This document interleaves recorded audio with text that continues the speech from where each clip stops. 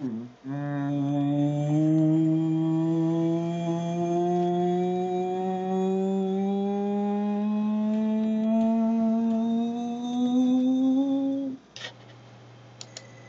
everybody to the Wrestling Memories!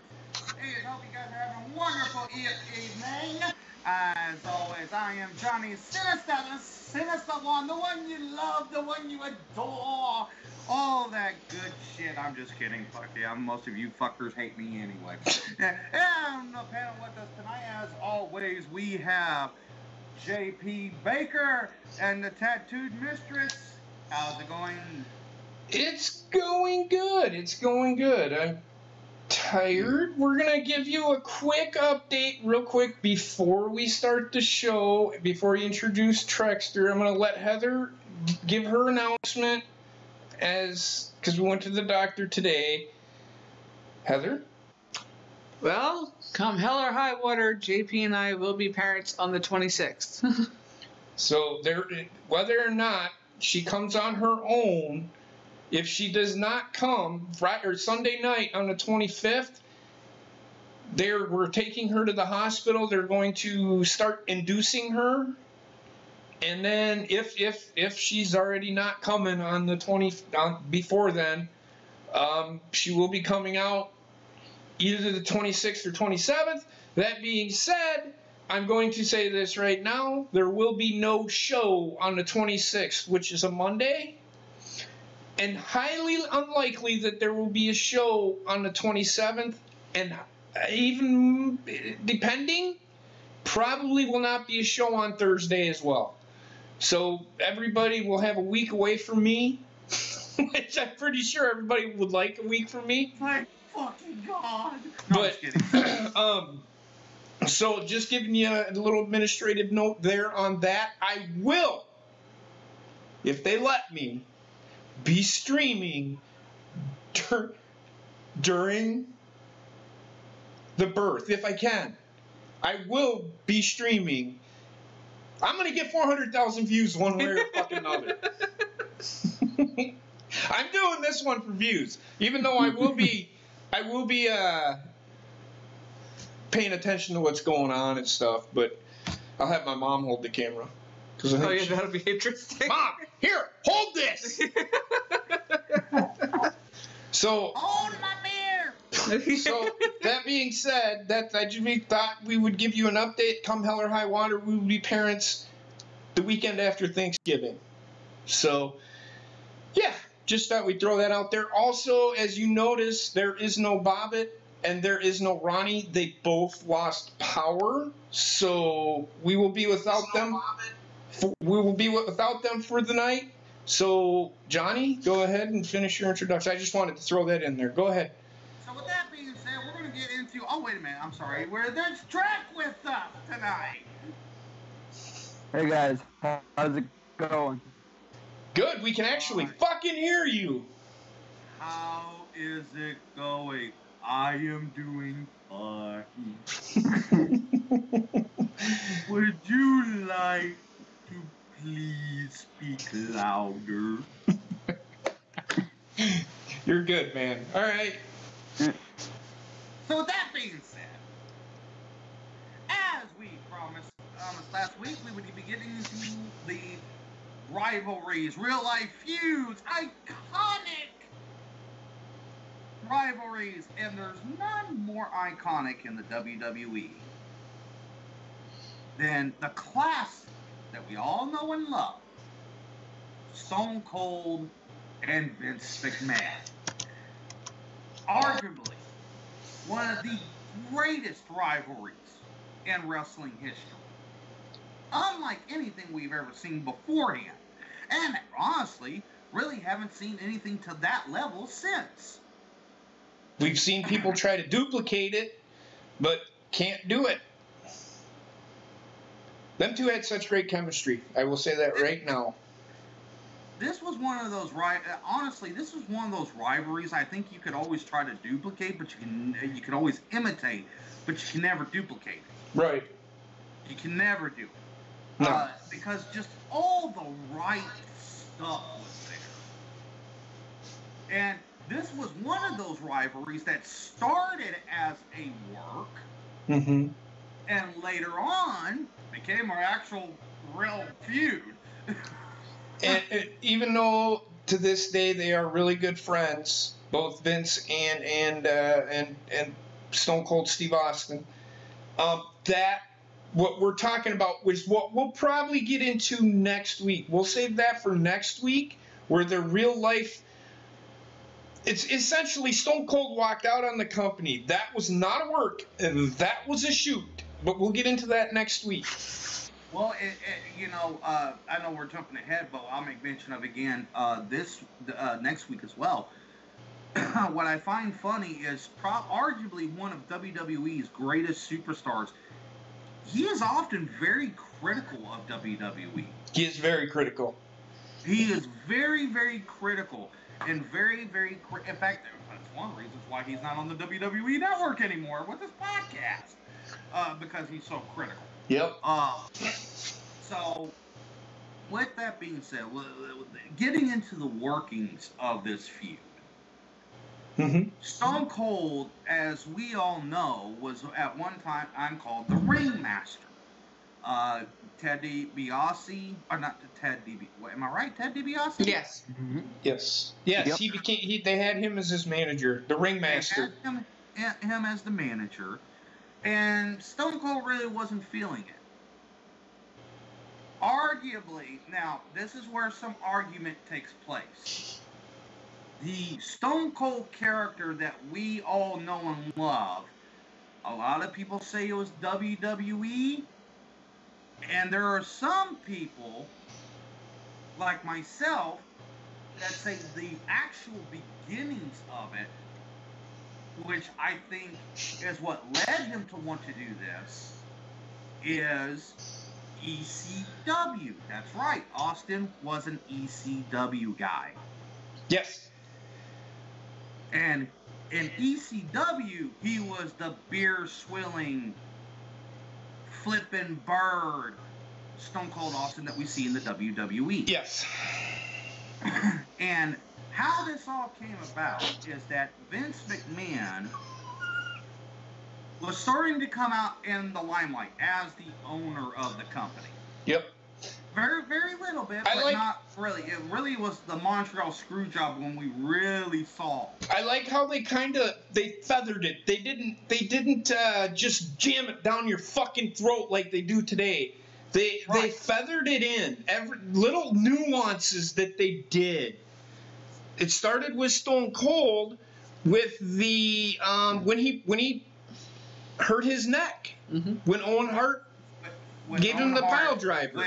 Stone Cold. Actually, that's a conversation for tomorrow. That's a whole nother conversation in itself for tomorrow, given what's been going on recently. Yep. But hold on, Johnny.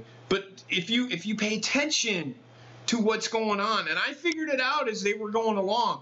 I honestly, at the time, did not know that Vince McMahon owned the WWE. I thought it was his dad, or it was somebody else. Because remember President Jack Tunney, Gorilla Monsoon, and all those guys, they were the president. So Vince McMahon behind the scenes, I didn't know he actually owned the company. And the way they feathered him in there, they did it to where we want you to get better, and Stone Cold was getting pissed off. He wanted to get back into the fucking ring per storyline.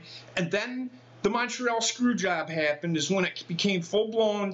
You knew Vince McMahon was the fucking owner. Right. And then that is also when the infamous stunner to the boss. Yep. They said it was one of the worst stunners ever.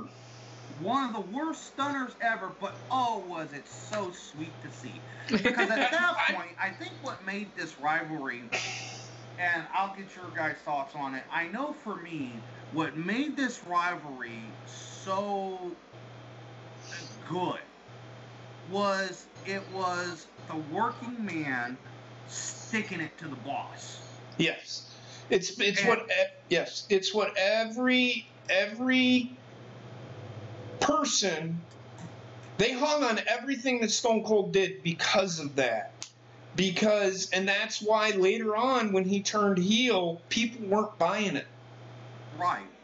because they wanted to hang on to the fact, and it kind of falls into the same category as Becky Lynch turning heel, that fans didn't want it. We'll talk about that tomorrow too, but back to what we're talking about. And and realistically, something I really didn't think about is I think it actually helped Stone Cold the fact that he was Southern, because realistically, they were trying to get away from these Southern big name characters. Right. Yep. Vince didn't like Southern. Right. Southern accents. And that's what made this so, I think, interesting, because here we have a Southern Texas guy, my home state. A Texas guy coming off as a hard working man, which is something that everybody can relate to. Mm-hmm. Whether it be a white collar job, roughneck job, any kind of job, we've all had those bosses that we just wanted to punch and sit there and beat the shit out of for being so crappy. Mm-hmm. Yep. And Austin did it. Yes, he did. And that's what made this feud so amazing. And honestly, some people, like, I know for me, some people would come to me and say, well, I just wish they would have had Vince get in the ring against Austin sooner. Right. I don't think, me personally, I don't think so. I think the way it played out was perfect.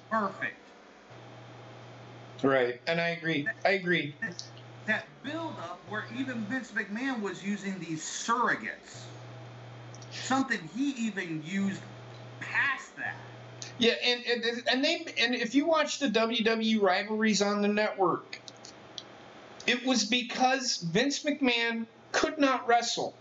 So he used Dude Love, he used The Rock, he used and he created what was called the Corporation, which a few years ago was called the Authority. So there's been an evolution of the Corporation becoming the Authority and today, and it didn't get over then, but back then, Vince McMahon is a once-in-a-lifetime fucking heel.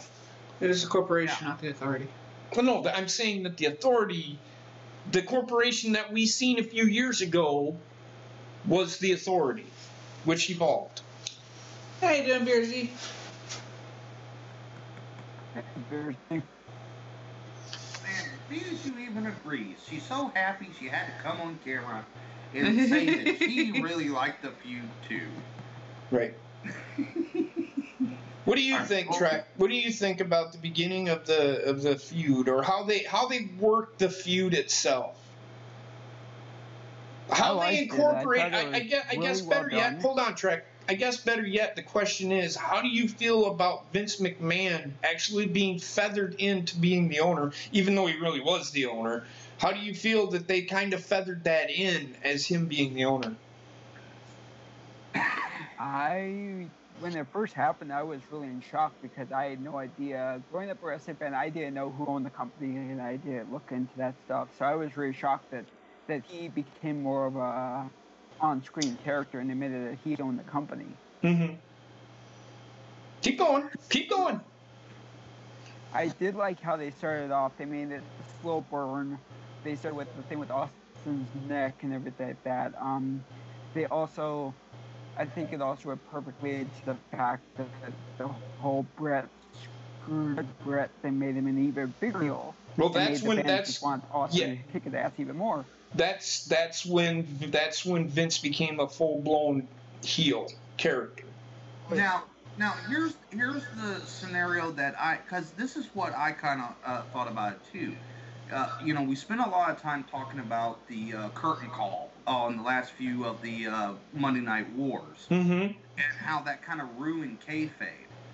I honestly kind of thought that the Austin McMahon feud sort of reestablished kayfabe to a certain extent. Because for a while there, I literally thought them two hated each other. Right, and so there was so much good out of it, and I think that's also, for me, I think that's why the Attitude Era and the Ruthless Aggression Era was so great, because we had the kayfabe broken, essentially, with the curtain call, and Stone Cold and Vince, because there was some truth in all the best rivalries that we'll talk about is rooted in some form of truth. Right. Or there was some real life aspect to it. Yep. Totally this all started because Austin was not happy with his character. Yep. And in fact, when he had taken on the new persona, they were editing out some of his lines. And he, in the Rivalries episode that's on the network, he went to Vince, and at the time he didn't know him. Yep. And said, "Hey, look, I can go up against anybody you got, and I can do whatever you want me to do, but if you take away my character, I can't do it." He said, and essentially this is the way he said it, "All I am is a bald-headed guy with a goatee and black trunks. Vince, if you take away my personality, I have nothing." Right. So essentially, he just let Vince let Stone Cold be Stone Cold at that point. Right. And it's such a contrast to today, because we have had evidence on first-hand accounts of people trying to be themselves. And they're instantly shot down, or if they bite them too much, they let them go. Yep. And I often kind of wonder, because, letting these wrestlers be themselves, like Stone Cold and The Rock and Mankind and Undertaker, just letting them be them, it goes back to what I think what we have all discussed on what the real problem is. The shareholders of this company will not allow these wrestlers to just be themselves. Because they're too worried that it won't work and it'll make them lose money. Because they're afraid, exactly what Heather said, they're afraid they're going to say the wrong thing and they're going to lose $1. That's their problem. I always kind of found on this. I've been keeping track a lot of what's been going on with the gaming industry right now. And realistically, this phrase, I'm going to tweak it a little bit, as much as it holds true for gaming, it also holds true for WWE. When you book and plan your company for the benefit of your shareholders, you're doomed to fail. Yes. You're not catering your company to your audience. And that's what made this rivalry so great. It was like a big, looking back on it now, that was probably the biggest thank you to the fans. Absolutely. That we ever got is, you support us, you love us, here you go. We're going to give you the best storyline we can possibly think of. One that you all want to see. Yep. That's what made this so great. And what we have now, where this compares to today, is WWE is no longer putting on their show for the fans. It's for their shareholders. They're putting on their show for the shareholders. And their advertisers. Sponsors. They're sponsors. They're putting a show on for me. They're not putting a show on, and the casuals can sit here and say, well, I'm enjoying it. They're not even putting a show on for the casuals. They're putting a show on for the shareholders, people that are going to invest money in WWE. They do not give two fucking shits any fucking more about the fans. No. And if everybody thinks, and I'm going to say this, and y'all can say I'm being an asshole, I'm going to say this, and I'm going to say this right now.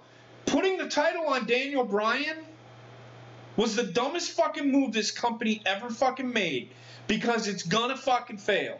They're trying to fucking build, and I know we're supposed to be talking about Stone Cold, but we'll get back to him in just a second. But it's kind of parallel what we're talking about.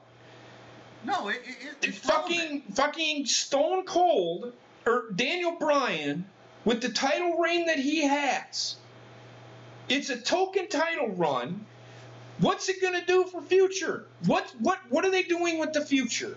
They've already ruined the fucking feud that everybody fucking wanted. They've ruined the fucking Daniel Bryan fucking Miz feud.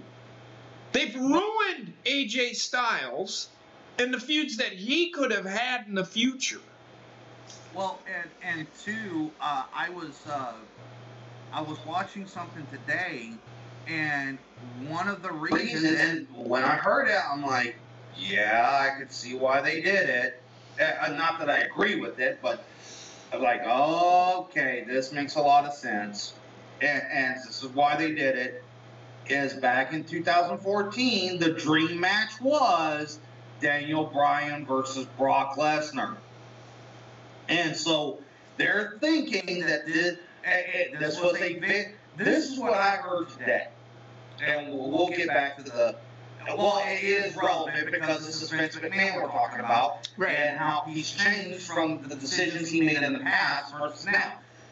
It was found out, it was known, it was released today that Vince McMahon made this decision over the weekend. Yep.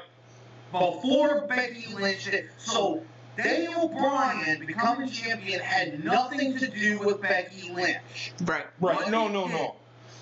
What it did, what the reasoning was, is Vince McMahon did not want a rematch between AJ versus Brock Lesnar. He wanted a Daniel Bryan Brock Lesnar dream match from 3 years ago.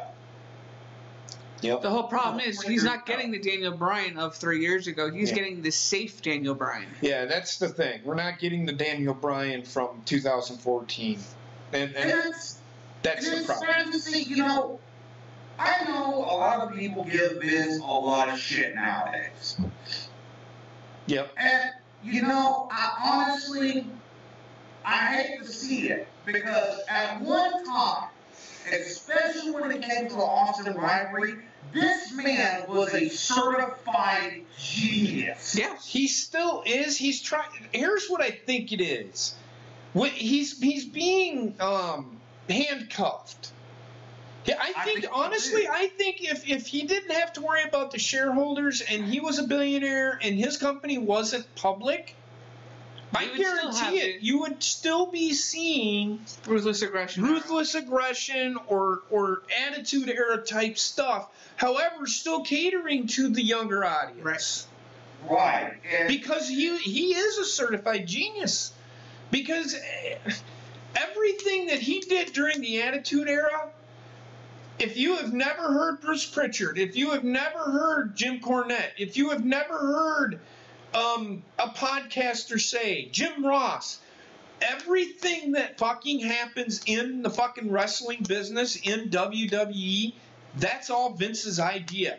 Except for, and you're sitting there and they're like, well, what about now? I can't speak for now, because here's the thing. All those people that he had with him at that time are gone. They're gone. Bruce Pritchard is no longer there. Jim Cornette, no longer there. I hate to say this. Vince Russo had some really crazy ideas, but some of them worked. He's not there. Eric Bischoff never had anything to do with any creative writing. He'll tell you that straightforward. However, he did play the character perfect. He did play the perfect heel general manager. Well, this was the thing. You can't... There's something to be said about a man who was able to put another company out of business. Yes. By simply putting on a product. Yes. There's something to be said about that. Yep. And realistically, it's the only time that I can think of in recent memory that you saw that happen on air. Mm-hmm. Mm-hmm. He's the only one that we've ever seen do that. Yep. Now this kind of stuff happens all the time behind the scenes. Mm-hmm.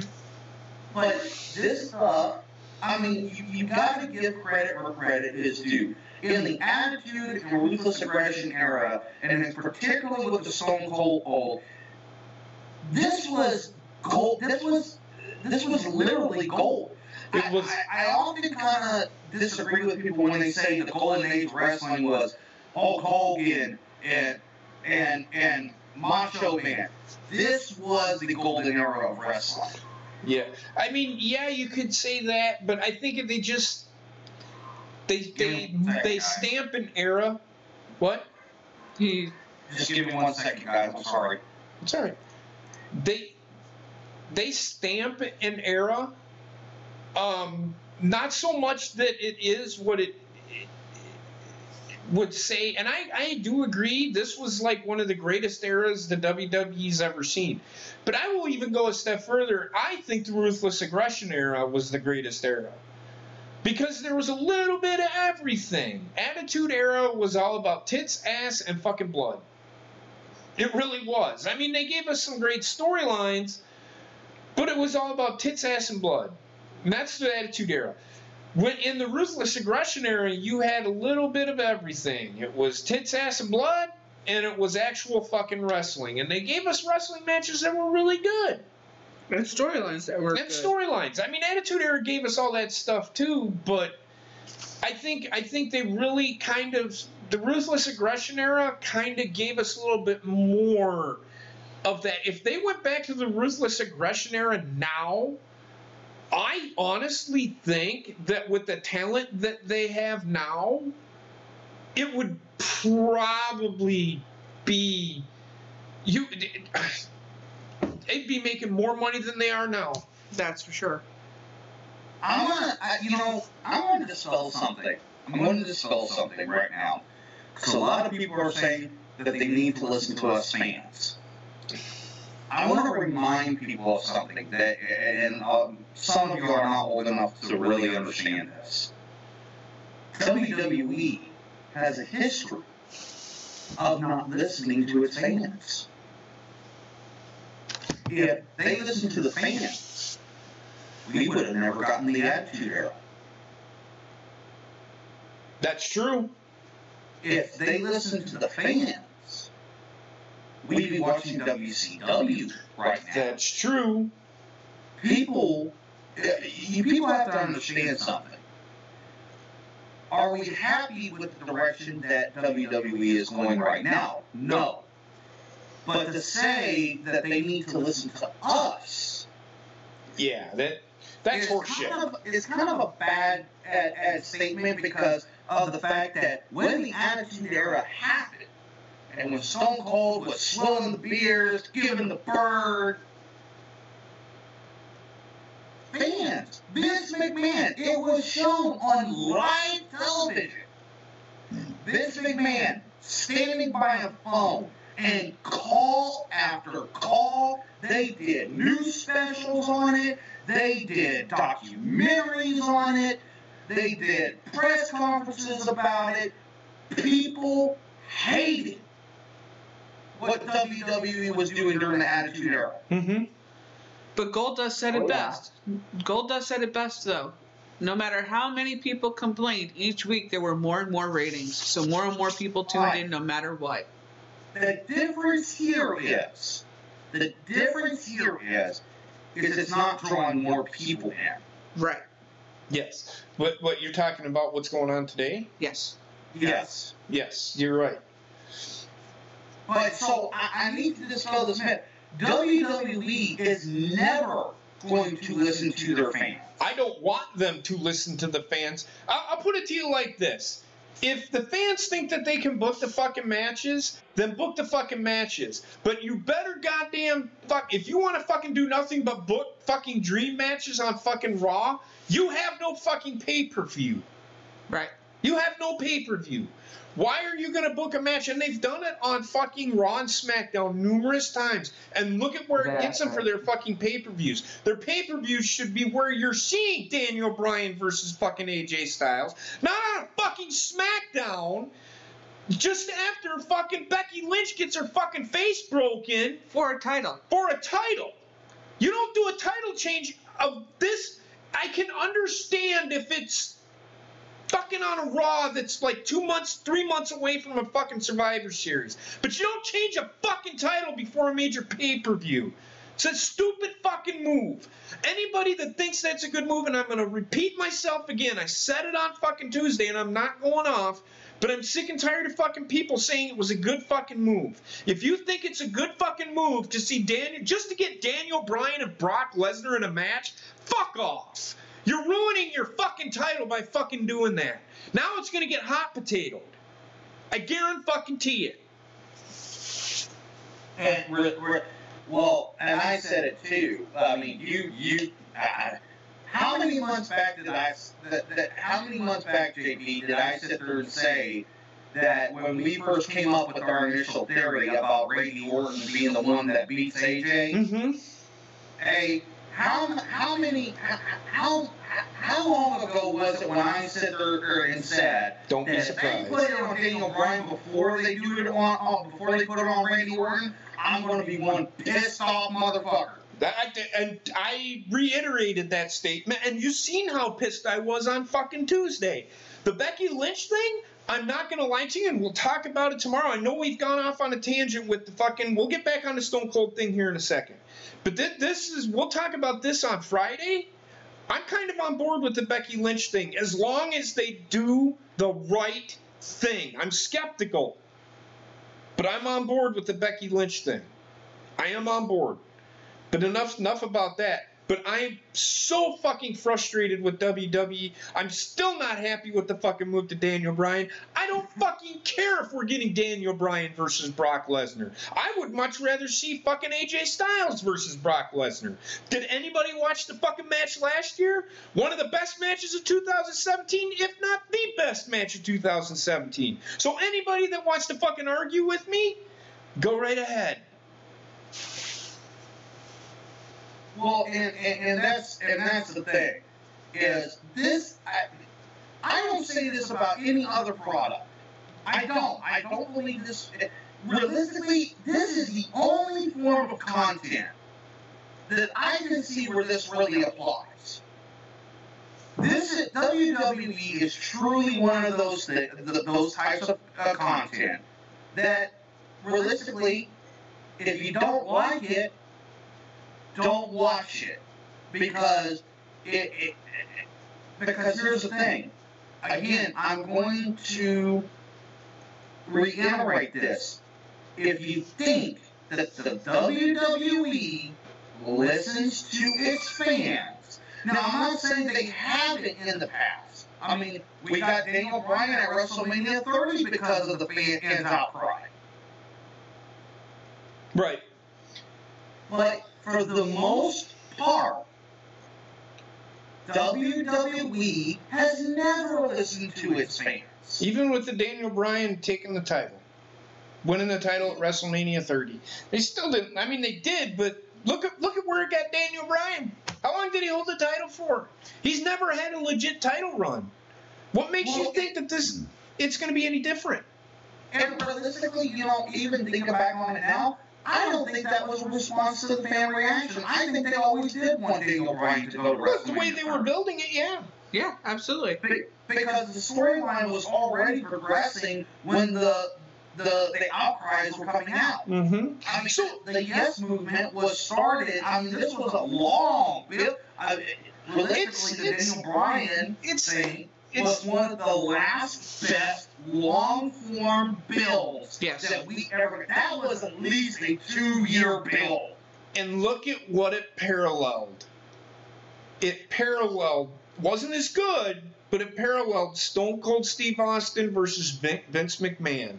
I think that was one of the only times in the history of WWE, and I said it back then, Daniel Bryan at that time got Stone Cold levels of pop. Mm-hmm. Yes. Yes. We're talking monster pop. Stuff with that kind of stuff we hadn't seen in years.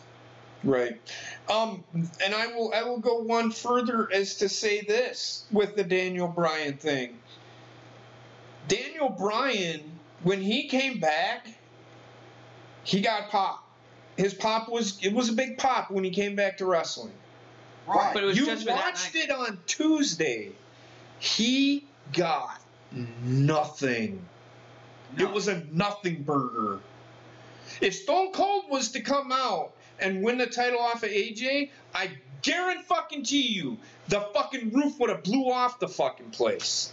Well, you know, realistically, and this is why I always say that sometimes you can overuse a superstar, is I think Daniel Bryan should have been one of those he should have been a part-time wrestler. Yes. He should have been. Sometimes, guys, being part-time works.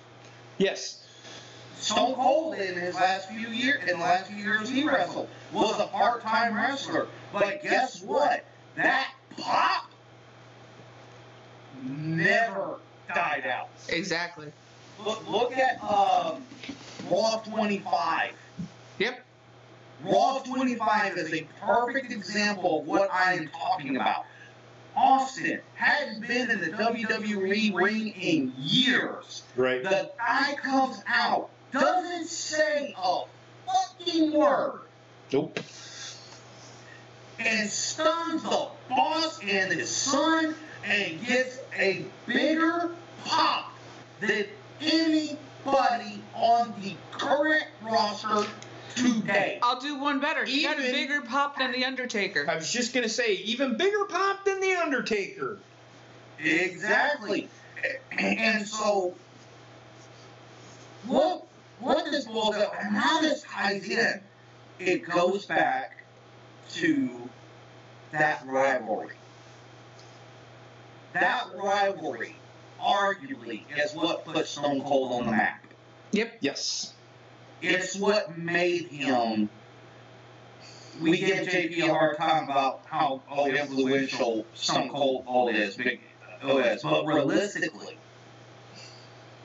you cannot say that Stone Cold was not, if not the biggest influence on the success of WWE. And give credit to Vince McMahon. Realistically, you can't. I always say that we give a lot of attention to the superstars, but realistically, Vince McMahon probably deserves the most credit. Yeah, but he's Well, that's because he also sat there and proved that he would never ever ask his superstars to do something that he wouldn't do himself. Right, look at the match between when they finally had the match. Okay, St. Valentine's Day Massacre. St. Valentine's Day Massacre. Valentine's Day Massacre. I'm sorry. No, it's all right. But I want to go back to the feud and WrestleMania 14. The feud hadn't really taken full effect until the day after WrestleMania. It was, and this is where the feathering comes in, because it really started in January 19th of 1998. When Stone Cold came down to the ring with Mike Tyson and Vince McMahon in the middle of the ring, and Stone Cold said, I usually use sign language to say hello to people, and he whips him, or whatever he said, whips him the fucking bird, fucking Mike Tyson pushes him, Vince McMahon fucking loses it, and he went on the news, Vince McMahon went on the news. Yes. And this is where the kayfabe thing comes in that Johnny was talking about earlier. Vince McMahon said, I'm all about physicality. But in a nutshell, Stone Cold Steve Austin ruined what I had planned for WrestleMania. And that was on TV on I don't know if it was national, but I don't think it was. It was a news report because Mike Tyson was there. He was a big hot story at the time. He was mainstream media. So, and then WrestleMania happened. Stone Cold beat Shawn Michaels, And the very next night, well, they did a press conference, and Stone Cold said, Vince McMahon said, I want to congratulate Stone Cold, this, that, and the other thing. And Stone Cold came out, sat down, and said, I don't give a damn. I'm not going to conform to his corporate thinking. I'm going to be me, and if you don't like it, y'all can kiss my ass. And he said, well, if Vince McMahon doesn't like it, he can kiss my ass. The very next night, he comes out on Raw, and Vince McMahon has a nice, bright, brand new, shiny title for him. They got rid of they still had the wing title, the Winged Eagle. But it had a blue strap instead of a black strap. It had the blue smoke. They went away. They went to the more the larger size circle. It wasn't wing title so much to say, but he came out and said, no matter what you say, no matter what you do, this is when the feud took off. He stunned Vince McMahon in the middle of the ring and walked out. That's when the feud fucking started. And I want to answer a question. I want to answer a question from Alpha. The answer to that question is, Alpha, in a non-wrestling capacity, yes. What was the question?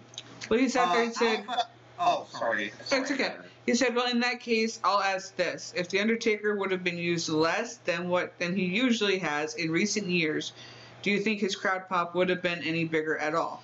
Well, frankly, Alpha, they had already started using him less, considering up until his hip surgery, they only used him at WrestleMania. Yes. Right.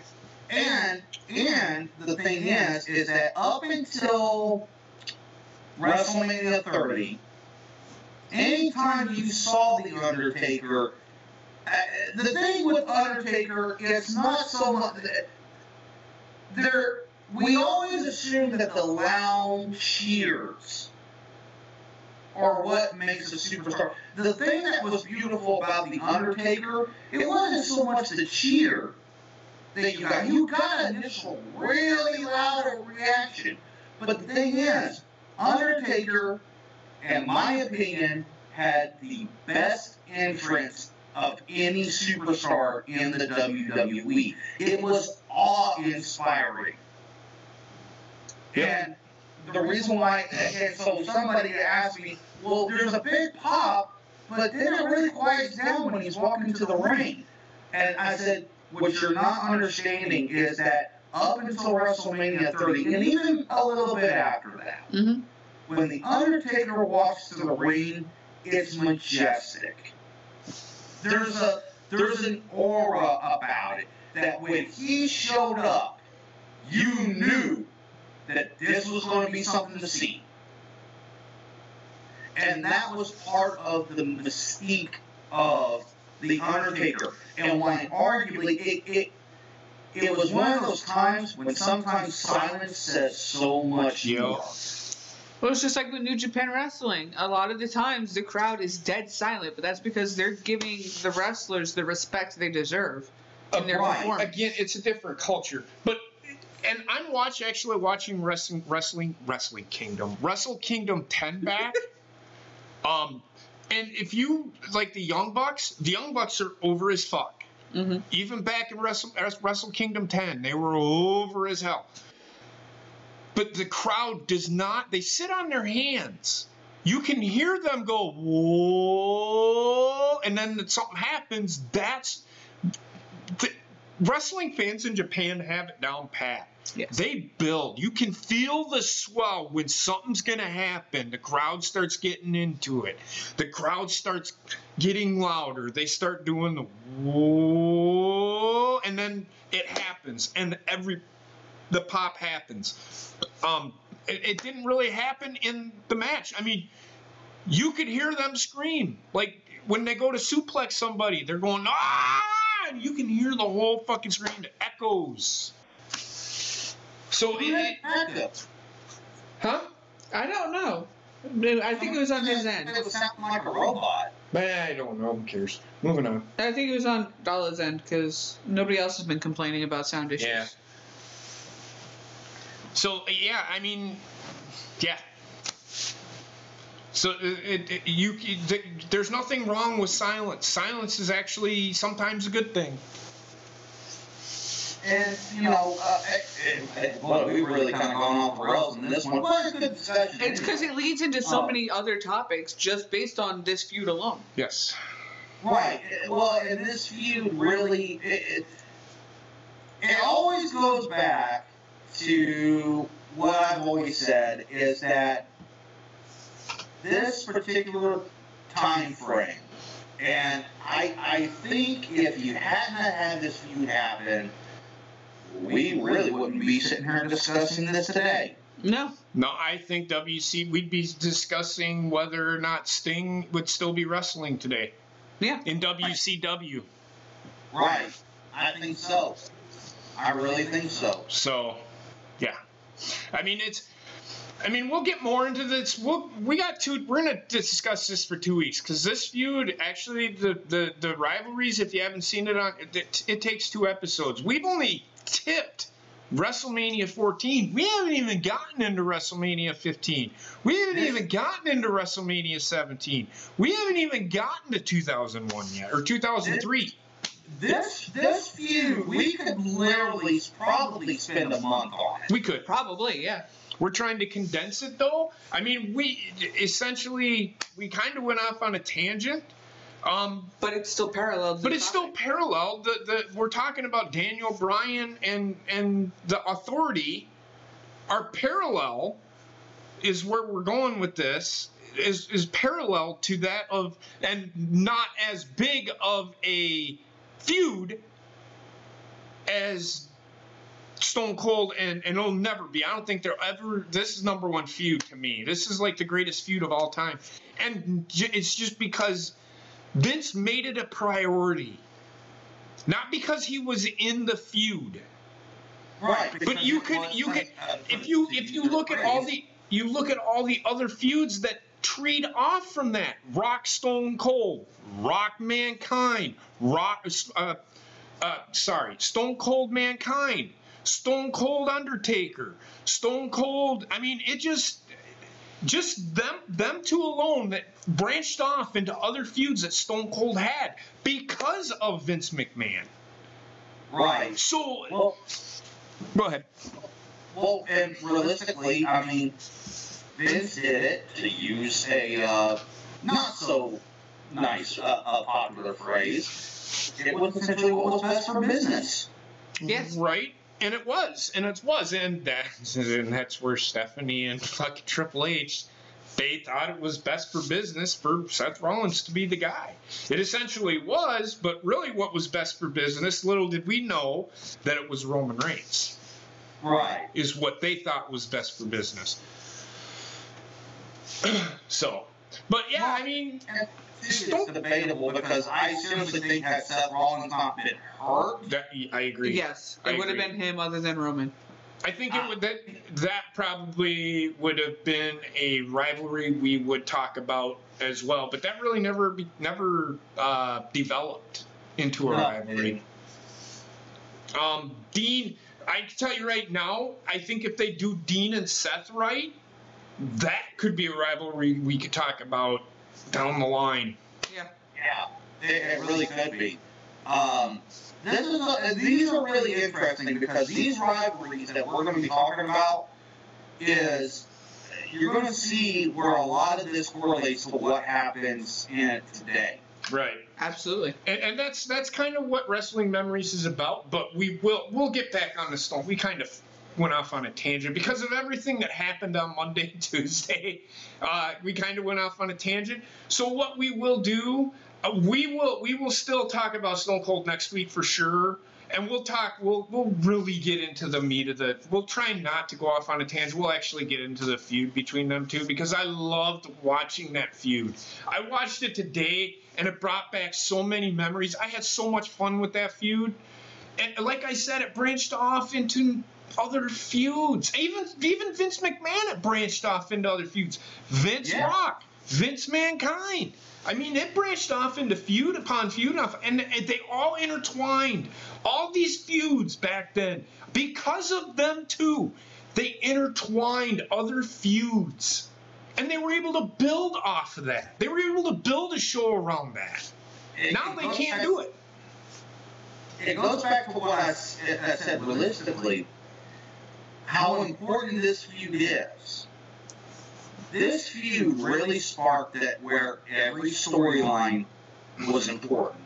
Yes. Every storyline meant something, even if it was a jobber. Yes. You were interested in the storyline because somehow, some way, it was going to tie into the main event. Yeah. Yep. And it always did. And it always did. It's always intricate, and that's the thing. We Good don't or see bad. that nowadays. Good or bad. We don't see a intertwining and Well, that's what I was getting at. heavy. Whether the storyline was good or bad, it's still intertwined with the damn feud, or the main feud. I'm sorry. I'm done. Okay. But we will, honestly, guys, we will really delve into the feud, because I really want to hear because this is Bobbitt. Honestly, this is Bobbitt's favorite of all time. I do believe he has said that on numerous occasions. Stone Cold Steve Austin, to me, is one of my top 5 favorite wrestlers of all time. My favorite feud of all time is probably this one and Roddy Piper Hulk Hogan. I love the Roddy Piper Hulk Hogan feud. And I'm gonna put a post out. I'm gonna put a vote out on Twitter. I'm gonna put 4 feuds, and that feud, I'm gonna do it like Conrad Thompson does. I'm gonna put a feud out on Twitter. Whatever feud wins, we will talk about that feud, and it'll be like a 2-day vote. Because we have to actually watch up on some stuff. We can't just talk about it. We have to have time to research it. So it'll probably be like a 2-day vote. So get out there and vote when I post something on Twitter.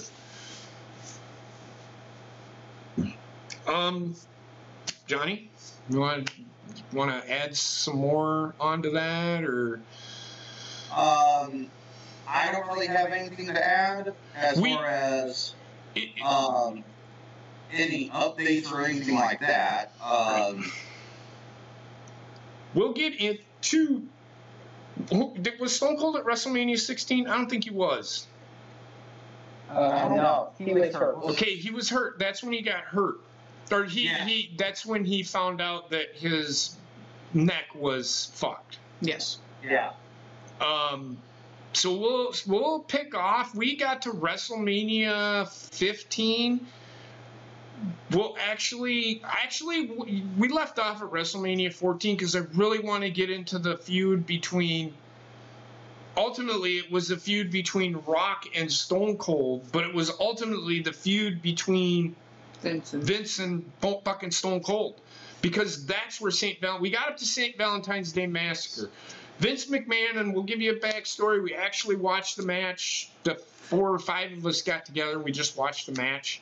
The whole pay-per-view. And if you pay attention to that said pay-per-view, the stories intertwined somehow. One way or another, if you pay attention, they do. But Vince McMahon and Stone Cold ultimately said, or Vince finally agreed to have a fight with Stone Cold, and it was over a year. Yeah. In the making. In the making. So to say that WWE cannot fucking book long term, I know they can still do it. Their writers are fucking lazy. Their creative is lazy.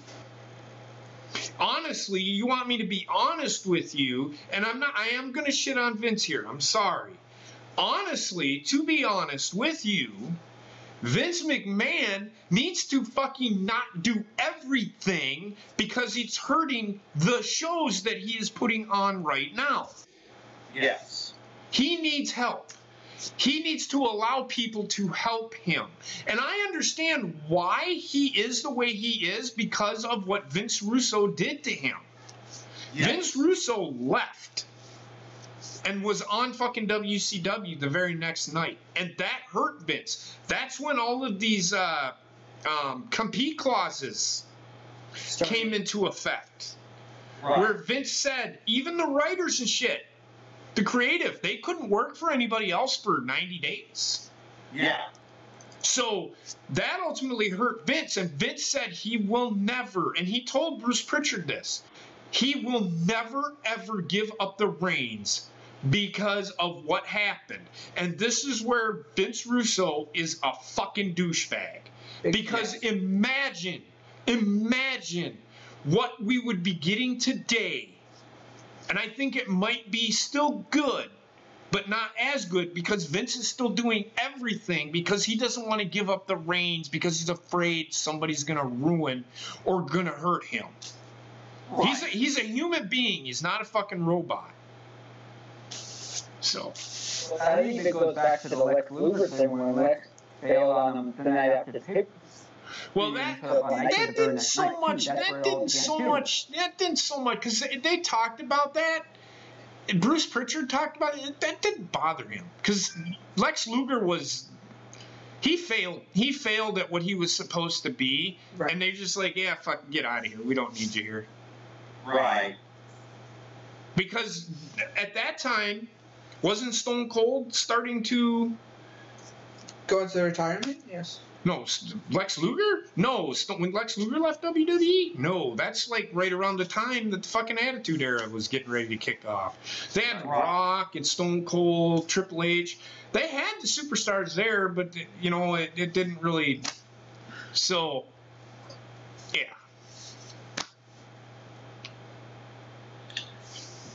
Well, Trek, you got anything else to add? All I'll say is that when I JP, you got Stone Cold says that. No, I can't. So anyway, what I was trying to get at was no. Go ahead, Trek. I'm just fucking with you. Go ahead, man.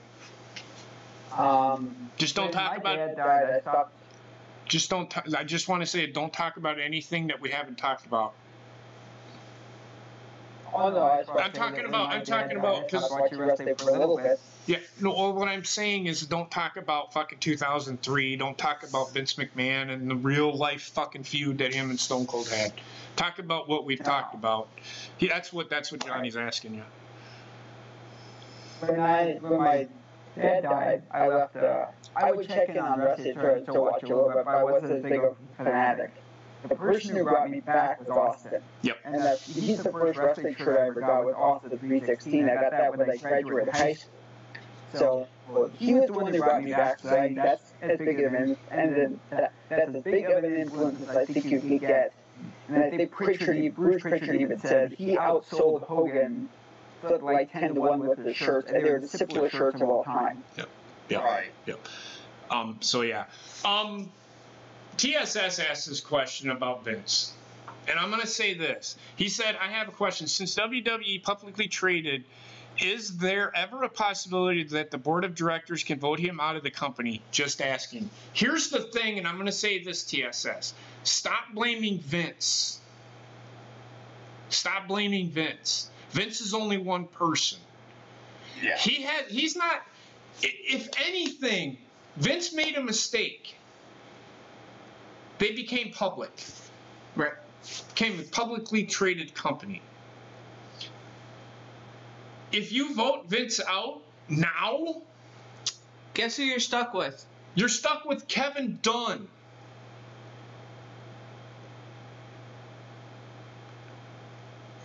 You have to let Vince kind of wane away, and then in slides Triple H.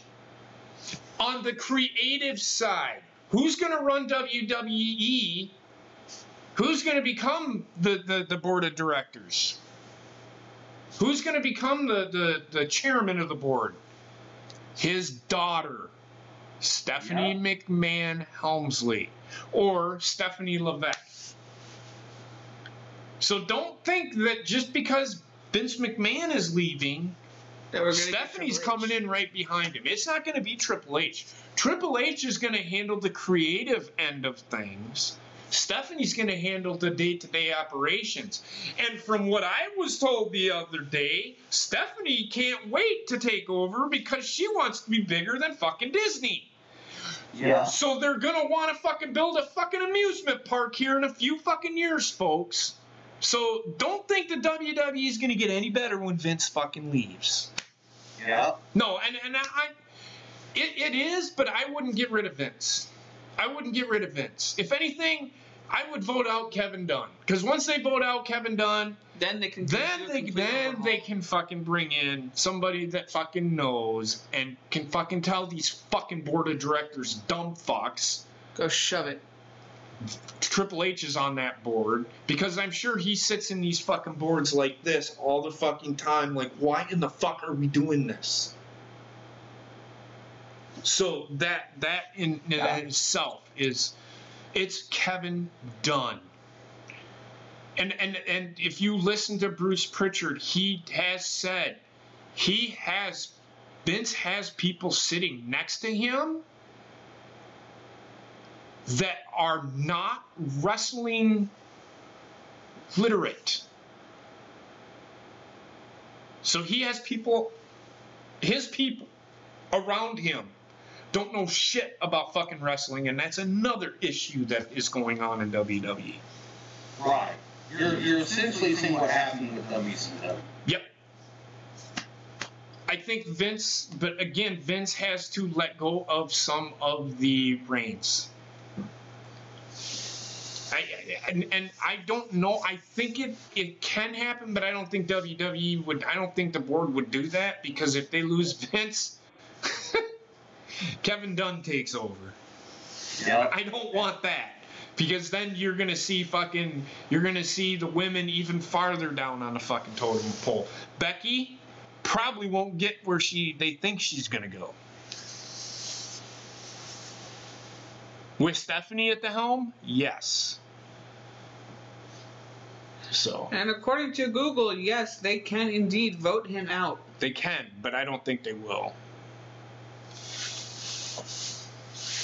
So, but other than that, I don't have, and I didn't need to make it sound like I'm yelling at you, TSS.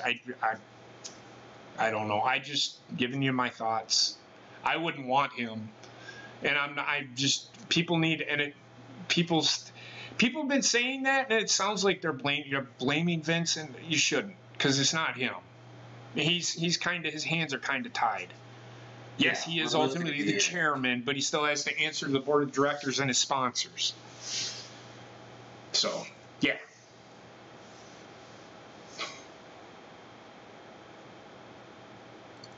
Well, with that being said, I think that is going to do it for us here, guys, tonight. Thank you guys so much for coming out.